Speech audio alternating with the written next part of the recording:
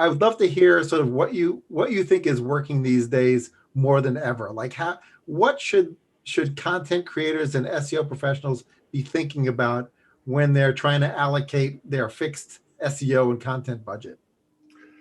Well, when you're looking at your website, people look at essentially their navigational hub, right? And they build content in this sort of hierarchical fashion, right? And that's great. That's driving people down towards the money pages, the pages where you buy stuff, and that's pretty important for a business. But a lot of times it's hard to rank those money pages because people don't want to link to your widget.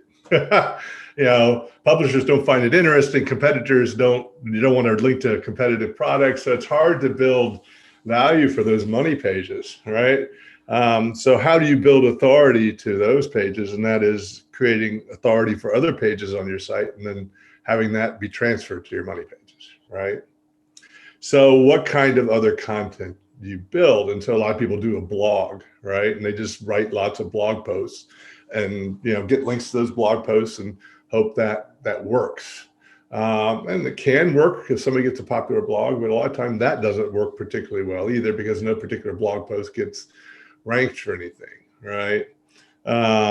So what I like to do is to organize something that's the opposite, opposite essentially of a navigation hub is a content hub, which organizes in a way where instead of everything pointing down, all the pages pointing down in the hierarchy, every page points either laterally or up, right? And so they point to, so people can get to, so that search engines can get to everything. It has to go laterally. And then up to the important pages, which are the topical centers. So you call that a content hub. And then as I was talking to you before, you conceptualize that more than just what's on your site and the blog. It's also, you conceptualize what exists all over the internet that can be part of your topical content hub, and how can it all point back to you, either with explicit links or mentions or various signals to get to all those signals pointing back to your topical hub.